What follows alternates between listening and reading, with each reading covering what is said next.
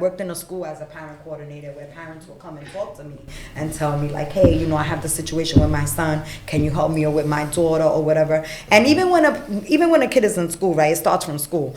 You know, we lose a lot of kids. They fall between the cracks because if you're not a parent that you're active and you're there for your kids and you're just throwing them into school like, oh, from 8 to 3 they belong to the school, that's BS. You have to be there. You have to be active.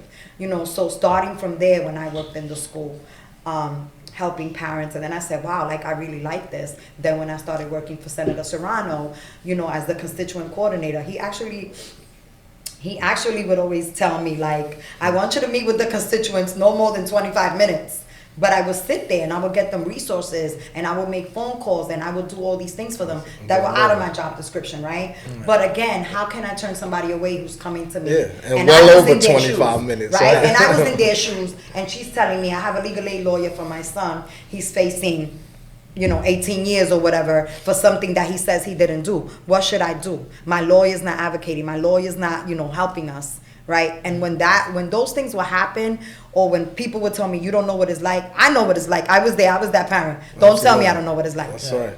Right? That's why I'm going hard body for that. That's and right. then after being with the senator for 3.5 years, it was just fluff. I wasn't really making a difference in my community. And I lived in that community. He had this building in that community. And then one day I said, you know what? There has to be something more that I could do to help, like in a way that I'm going to see a difference in my community. And that's when I applied for Andrew Glover. They had a job posting for a court advocate.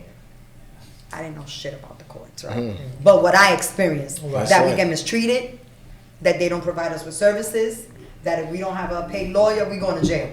Right. Right, that's all I knew. Right. Absolutely. And that I got a big mouth and I'm going to talk and I'm going to ask questions. That's right. That's it. So can you explain a little bit, just expound a little bit on just your position in the ATI department, what the ATI does, and you know how y'all give back to the. You know, I don't do nothing when I'm there. They just make me look good. The team does all the work.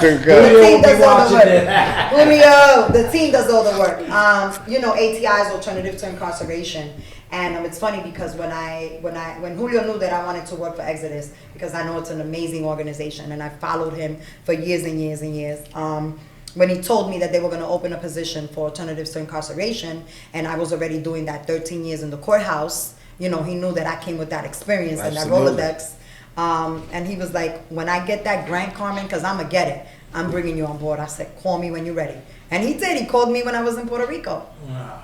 And Absolutely. I came, and I've been doing it, and I love it. And we work with females and males 18 and older. They can be 18 and 100 years old.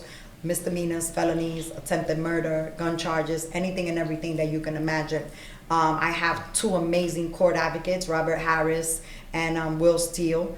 I have an amazing... Big shout out to Will and Rob. Yes. Today's Rob's birthday. I have an amazing assistant program director who is Johnny Jara. He's my left and right hand man. He was still working in the courthouse, and I called him, offered him the position, and he came down. He's passionate for what he does. The whole team, my case managers, they sit there, they make sure that they meet with the participant.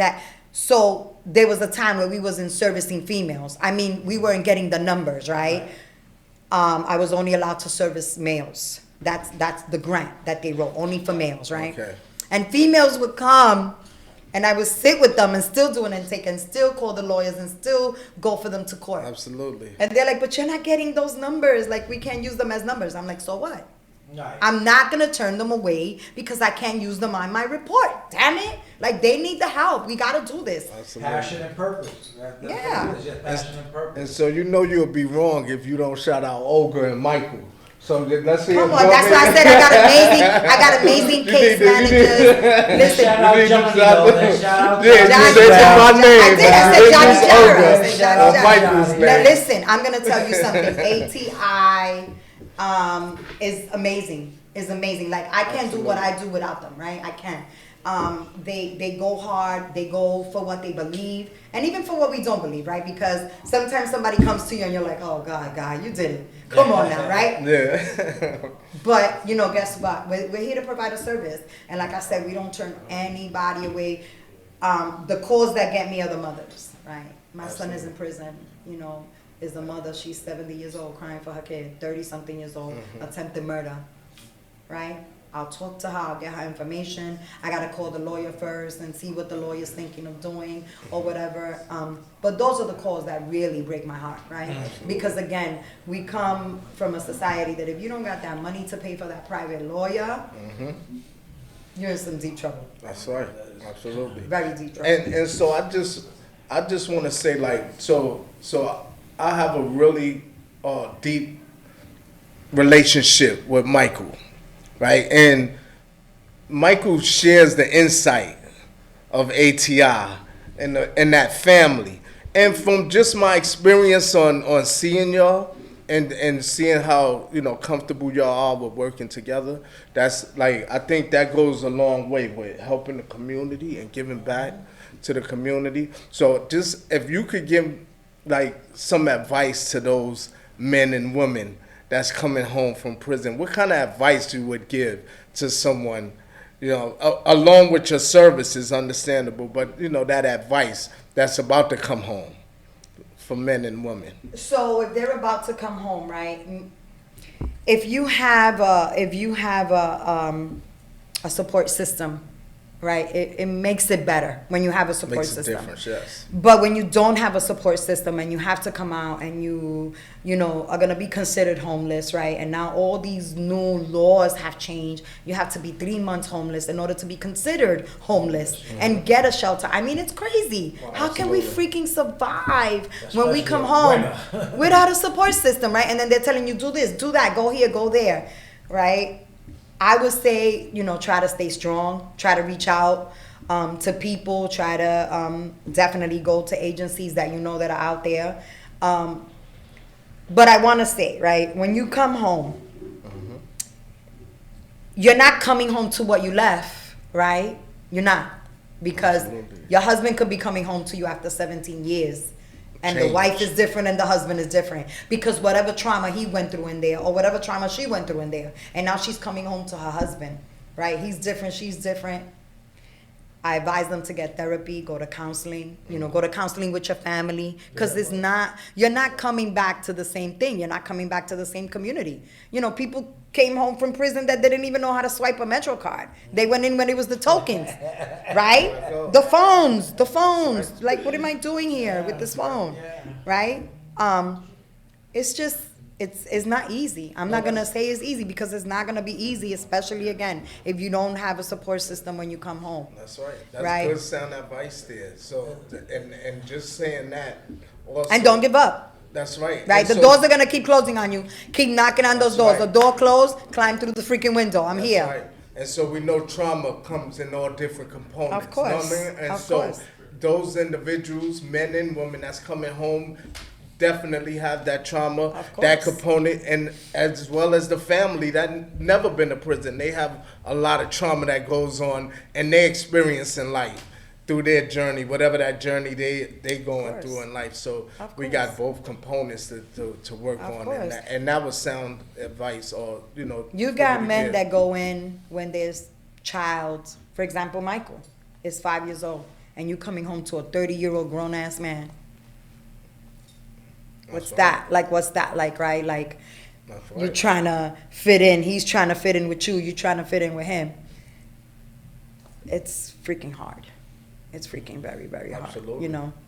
And we do have to support one another, and we do need more programs like Exodus, and we do need more people to get, educated when it comes to the trauma, right? And when it comes to triggers, because I might be talking to you and you might be cool with me saying, I don't know, I was talking to the guys and I said, I'm gonna go walk the yard with Johnny, right? And they were like, no, you can't use that word. They told me it's another word. Walk the yard means you're gonna fight with him. I think they said spin the yard, right? Yeah, spin the yard. Spin the yard is talking to Johnny, right? Yeah. They thought they were like on a level 1. They were like, oh shit, level 1? Yeah. You're gonna go fight with Johnny? So, things like that, I didn't get to go and experience that, right? And I was one of the fortunate ones. Because it could have went left. And I could have been sitting here telling you I did 15 years. I was abused in prison. This is what I went through. I didn't have my family support. My mom didn't even speak English. So if I would have been doing 15 years, I don't know how she would have found me. Right. What is your hope for the ATI program, for brothers and sisters that's misguided out there, and what you can do for your community? So right now, our contract, we could service 90 individuals. We're way beyond that, and we're not stopping.